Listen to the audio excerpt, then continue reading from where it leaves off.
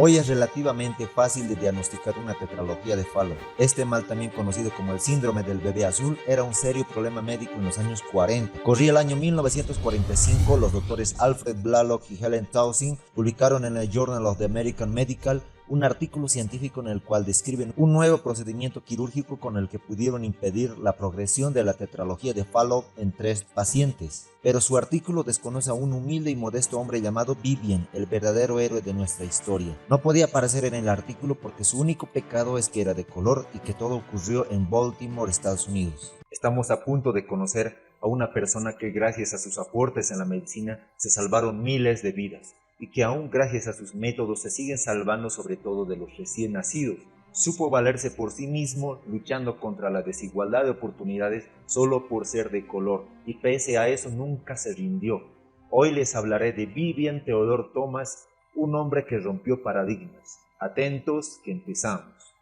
Sin educación formal, solo un poco más allá de la escuela de secundaria, desarrolló un procedimiento para tratar la enfermedad cardíaca cianótica conocida como el síndrome del bebé azul y se convirtió en pionero en el campo de la cirugía cardíaca. Vivian Theodore Thomas nació en 1910 en Nueva Iberia, Luisiana, y luego asistió a la escuela secundaria en Nashville, Tennessee, donde él y su familia vivieron la marginación y discriminación propia de la época. Al igual que la mayoría de los pobladores afroamericanos, el padre de Vivian contaba con escasos recursos económicos. Ejerció la carpintería, oficio que le permitió proporcionar educación pública a sus 2 hijos, Harold y Vivian, quien logró su libertad a los 15 años. Durante esa época era posible comprar el derecho a la libertad. Así es, aún había esclavitud en esa época. Muchos padres trabajaron durante toda su vida con el fin de pagar la libertad de sus hijos. Las manos de Vivian habían aprendido el oficio de carpintero, heredado del padre, y como tal, trabajó de esa manera para costearse sus estudios. Vivian Thomas soñaba con ser médico y parte de sus ganancias se destinaron a su cuenta bancaria para la universidad. En 1929 la bolsa de valores colapsó y Vivian perdió sus ahorros para la universidad y muchos bancos cerraron.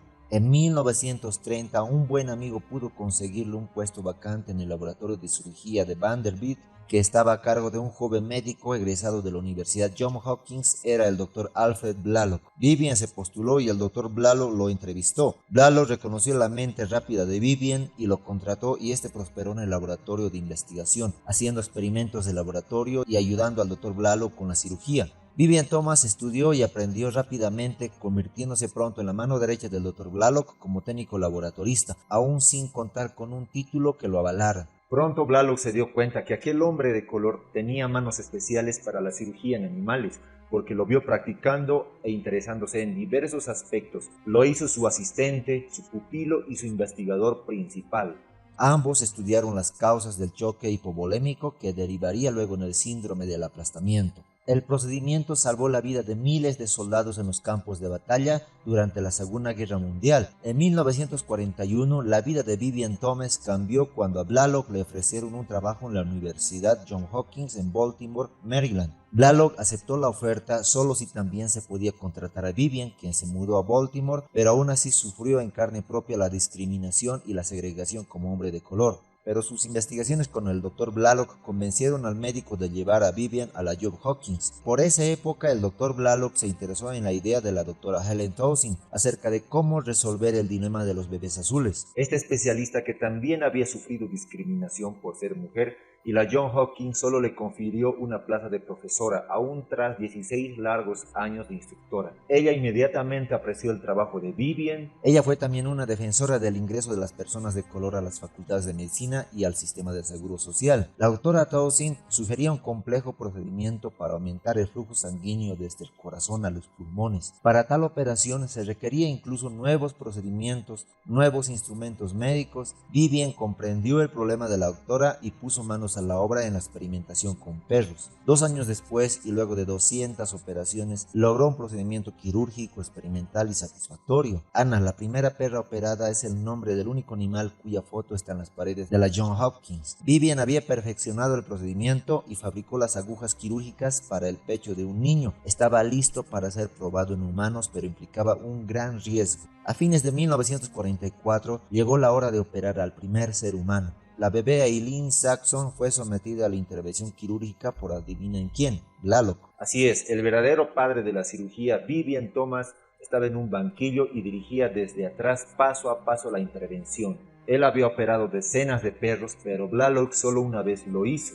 Incluso los instrumentos fueron fabricados por Vivian. Aunque Vivian era el indicado, el hecho de que operara a una persona blanca lo tomaban como una ofensa. La niña solo sobrevivió 2 meses, pero la siguiente operada recibió en perfecto estado el alta hospitalaria a las 3 semanas. La técnica quirúrgica del Dr. Blalock y de la Dra. Townsend fue anunciada en la prensa, pero nunca se mencionó la contribución de Vivian. Un tercer caso satisfactorio hizo que Blalock y Townsend prepararan y publicaran en 1945 el método anunciando su logro científico. Ni en una sola línea de ese artículo se habla de Vivian Thomas. En los siguientes 12 meses, más de 200 pacientes se habrían salvado por la intervención quirúrgica. Tal éxito brindó reconocimiento a la Johns Hopkins y a Blalock y a su equipo, pero excluía por supuesto a Vivian. El revolucionario acto lleva el nombre de Blalock-Townsend. Con la cantidad de episodios discriminatorios comunes en esos años, Vivian no resultó estar libre de estos maltratos. Desde su comienzo en Vanderbilt y ahora en la Johns Hopkins, recibió solo el salario mínimo.